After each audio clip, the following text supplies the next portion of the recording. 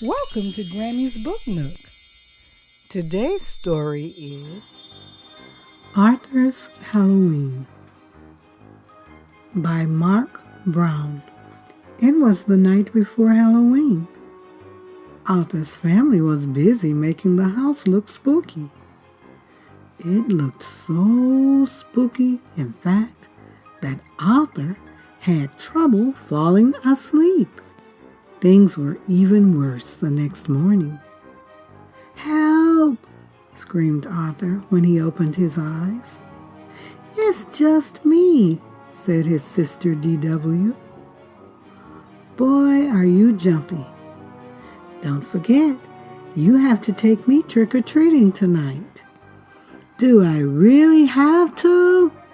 asked Arthur as he ate his cereal. "You really do," said his mother. "And I want to go to every house," said D.W. Arthur groaned. "I'll be the only one who has to drag his baby sister along." Arthur didn't recognize anyone at school. There was a giant robot in his classroom taking attendance. "You sound just like my teacher, Mr. Marco," said Arthur. "I am your teacher," said the robot. The only one Arthur recognized was the brain. He was wrapped in aluminum foil. "I'm a baked potato," said the brain. Francine passed out special morning snacks. "Eat these," she said. "They're bat wing brownies and vampire blood." Everyone ate them but Arthur. Then they all put on blindfolds. Buster passed around bowls he said were filled with human eyeballs, hearts, and brains. Arthur turned pale. When it was his turn, he wouldn't even touch them. "What a scaredy cat," said Francine. "Chicken," said Muffy.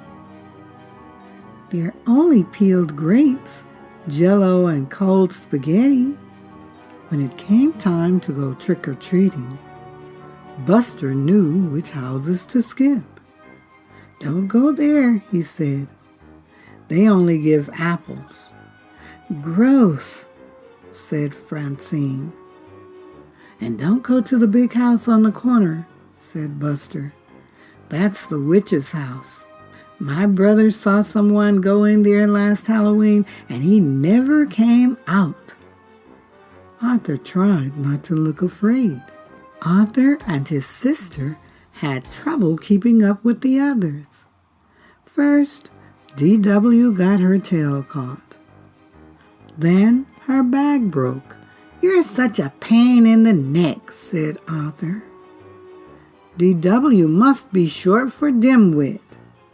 But D.W. didn't answer. Arthur turned around just in time to see her disappear into the witch's house. Arthur's hands turned ice cold, and his heart began to race. He walked up to the spooky old house. The front door was open, just a crack. Slowly, Arthur went inside. "Look!" cried Buster. "Arthur just went into the witch's house. She'll probably put Arthur and D.W. into her oven, just like Hansel and Gretel," said Sue Ellen. "Maybe she's using them for weird science experiments," said the brain. "I bet she locked them in the cellar to starve," said Buster. "Maybe we should follow him," said Francine. "Maybe we should call the police," said Muffy. Everyone was too scared to move. Inside the house, it was very cold. Arthur thought he saw ghosts all around him. He walked down a long, dark hall.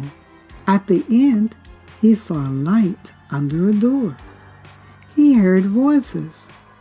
One was his sister's. "Oh, there you are," said the witch. "We were waiting for you." "I came to get my sister. We have to go. I hear my mother calling us," said Arthur. "I don't hear anything," said D.W. "My name is Mrs. Tibble. I hope you won't leave without some cider and donuts first." "They're chocolate, your favorite," said D.W.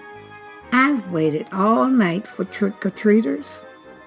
"But you're the only ones," said Mrs. Tibble. "Years ago, our doorbell never stopped ringing."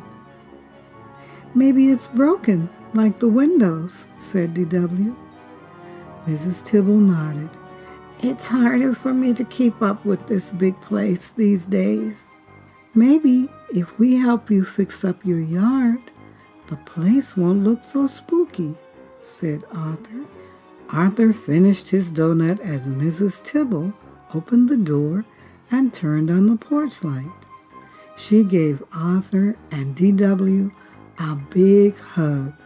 "See you Saturday to rake leaves," said Arthur. "You're still alive," said Francine. "I can't believe you went in there alone," said the brain. "You're so brave," said Sue Ellen. "What's in the bag?" asked Buster. "Probably eyeballs, hearts, and brains," said Francine. "It's easy to find out," said Arthur. "Just close your eyes and reach in, unless you're too scared. We've been to every house now. Can we take the shortcut home through the cemetery?" asked D.W. "The cemetery? On Halloween?